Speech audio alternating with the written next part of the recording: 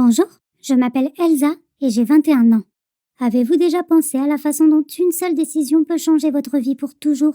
À l'école, j'avais un surnom. Réponse. À cause de mes beaux cheveux qui jouent un rôle important dans cette histoire. Vous voulez savoir ce qui s'est passé?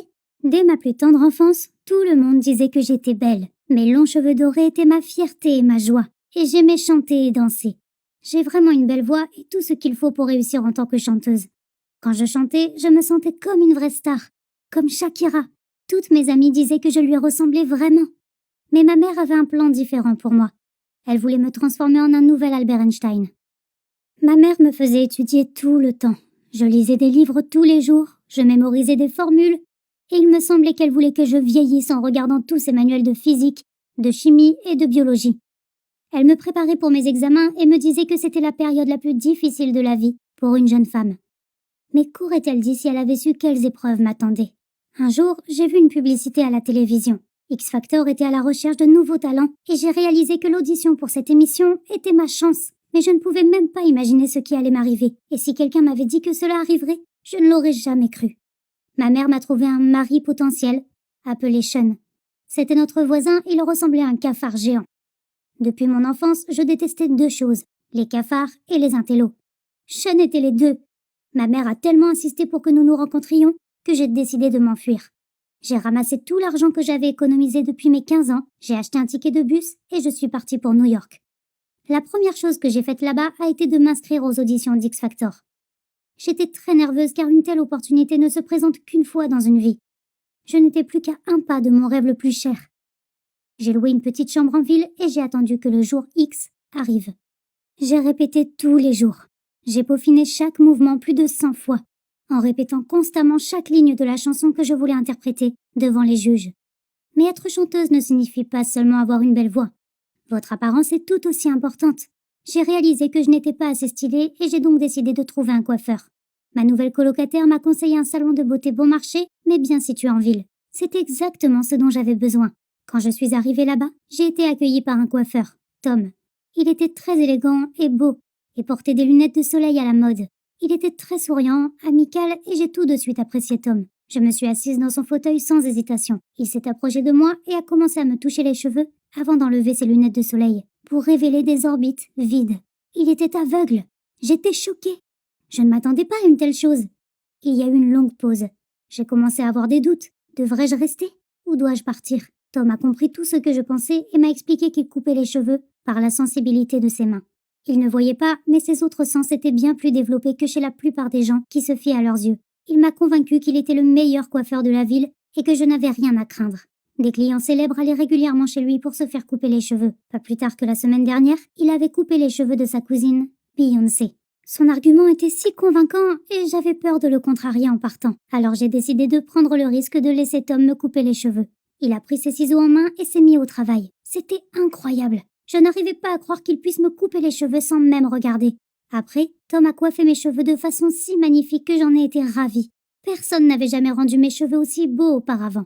Je suis rentrée chez moi complètement satisfaite. Si seulement j'avais su ce que cette coupe de cheveux allait donner. J'ai tellement aimé le travail de Tom que j'ai commencé à lui rendre visite régulièrement. Une fois, il m'a demandé de toucher mon visage en expliquant qu'il voyait avec ses mains. Je n'étais pas contre. Tom était très prudent et délicat, et il a senti mes joues, mon front, mon nez, mes paupières. Il m'a dit qu'il voyait avec ses mains et avec son âme, et m'a dit que j'étais belle. J'ai été très heureuse de l'entendre dire cela. J'aimais beaucoup Tom, et je sentais que ce sentiment était réciproque. Mais mes sentiments allaient me jouer un tour cruel.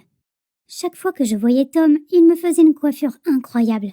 Pendant qu'il travaillait sur mes cheveux, je partageais avec lui mon secret le plus intime. Je lui ai avoué que j'attendais l'audition de X Factor, que je rêvais de devenir chanteuse et de me produire dans le monde entier, comme Shakira ou Beyoncé. Il me comprenait, comme personne d'autre. Il me rassurait toujours en me disant que je réussirais. Et ces conversations nous ont rapprochés.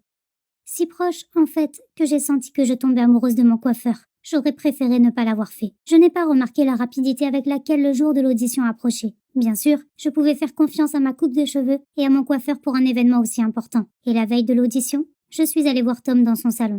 Tom, comme toujours, m'a coupé les cheveux en douceur. Il m'a coiffée et a soigneusement coupé l'excédent avec ses ciseaux. Il venait de me dire qu'il devait me couper les cheveux avec une tondeuse lorsque j'ai soudain senti quelque chose toucher ma poitrine. J'étais indignée. Tom pouvait-il vraiment être aussi grossier? Mais quand j'ai baissé les yeux, j'ai réalisé que ce n'était pas Tom. C'était un énorme cafard. Ma phobie la plus terrible était sur mon corps. J'ai commencé à crier au meurtre. Tom a été effrayé par mon cri soudain. Sa main a tremblé et il a accidentellement rasé une énorme partie de mes cheveux, jusqu'au sommet de ma tête. Oh non, non! J'avais mon audition demain. J'étais choquée. J'ai crié, j'ai pleuré et j'ai tout reproché à Tom. Il venait de ruiner mes rêves. Personne ne me mettrait dans un spectacle maintenant, à moins que ce soit un spectacle de monstres. J'étais furieuse contre Tom et j'ai quitté le salon en larmes. Il essayait de m'arrêter, mais je ne voulais pas l'écouter. J'ai couru à la maison. J'ai réfléchi à ce qu'il fallait faire maintenant. J'ai essayé tous mes chapeaux et j'ai même regardé sur YouTube pour voir comment porter correctement un turban. Mais cela ne correspondait pas aux paroles de mes chansons. J'ai commencé à regarder différentes vidéos. Je cherchais désespérément une réponse. Que dois-je faire ? Et puis j'ai vu Lady Gaga dans un clip vidéo recommandé. Je me suis soudain rendu compte de la situation. Tant de stars sont devenues méga populaires à cause de leur apparence bizarre. Marilyn Manson avec ses lentilles colorées et son maquillage gothique, ou Kim Kardashian et J.Lo. Le monde entier admire leurs fesses. De nos jours, personne ne se souvient de la gentille fille Britney Spears. La dernière fois qu'on a entendu parler d'elle, c'est quand elle s'est rasé la tête. Ok, donc avoir des fesses comme Kim ou J.Lo en une soirée était assez irréaliste. Mais j'ai réussi à trouver un personnage unique pour la représentation de demain. J'ai décidé de devenir une folle du rock. Mon énorme calvitie au milieu de la tête me faisait me sentir comme une vraie rebelle. J'ai pris des ciseaux et j'ai coupé le reste de mes cheveux moi-même. Mes cheveux étaient maintenant extrêmement courts et pour couronner le tout, je suis allée au supermarché et j'ai acheté de la teinture violette et brillante. La couleur était très bizarre, mais avec elle, je me distinguerais certainement demain parmi les autres participants. J'ai mis un faux piercing et j'ai fait des tatouages qui partent au lavage. Je ne ressemblais plus du tout à Shakira, mais je me distinguais de manière très audacieuse et très vive. J'avais également décidé de changer la chanson que j'interpréterais. Maintenant, je chanterai un classique de Metallica, Nothing Else Matters. Le jour X est enfin arrivé et je suis partie le matin pour l'audition. Il y avait environ 300 concurrents. J'ai attendu mon opportunité sur la scène du matin jusqu'à presque minuit. Et par conséquent, il ne restait plus que moi et une fille aux longs cheveux blonds dans la salle d'attente. Nous étions toutes les deux très fatiguées. Les juges l'étaient aussi. Ils nous ont donc proposé de chanter en chœur. J'ai chanté Metallica et ma principale rivale a chanté une chanson de Shakira. J'ai chanté de tout mon cœur et les juges l'ont choisie. Elle. Ils ont couvert ma rivale de compliments sur sa voix incroyable et ses magnifiques cheveux dorés. Tout ce qu'ils m'ont dit, c'est de revenir l'année prochaine. J'étais dépitée. Je suis rentrée à la maison, je me suis affalée sur mon lit et j'ai pleuré pendant des heures et des heures. Mon plan n'avait pas fonctionné. Les grands producteurs m'ont dit qu'ils n'avaient pas besoin de moi. Tout cela a été un véritable désastre. Et tout ça à cause de mon idée stupide de devenir une folle du rock. Soudain, mon téléphone a sonné. Un message était arrivé. C'était Tom. Il m'a demandé comment s'était passée mon audition et il a écrit que je lui manquais vraiment. Je lui ai dit que j'avais échoué à l'audition et que mon rêve était brisé à jamais. Et puis il m'a envoyé un message qui m'a rendue furieuse. Tom me disait qu'il avouait que ce n'était pas la faute du cafard s'il m'avait rendue chauve. Il l'avait fait exprès. Il a dit qu'il l'avait fait parce qu'il était amoureux de moi et qu'il avait peur de me perdre pour toujours. J'étais indignée. Je voulais lui casser la figure. Comment avait-il pu? Mais ensuite, j'ai réfléchi. Tom ne m'avait jamais vue, ni ma silhouette, ni mon visage. Et le voilà qui me dit qu'il m'aime pour mon âme. Il ne se souciait pas de mon apparence, contrairement aux autres gars. Avait-il aussi reconnu mon talent? Il savait que les juges ne m'auraient certainement pas rejeté avec mes beaux cheveux et ma belle voix. Je serais devenue populaire. Je serais partie en tournée mondiale et nous ne nous serions jamais revus. Que feriez-vous à ma place? Je suis allée à son salon. Il a senti mon visage et m'a proposé de me faire une toute nouvelle coupe de cheveux, en me promettant de la rendre très stylée. Et il avait raison. Ma nouvelle coupe de cheveux était superbe. Regardez ça.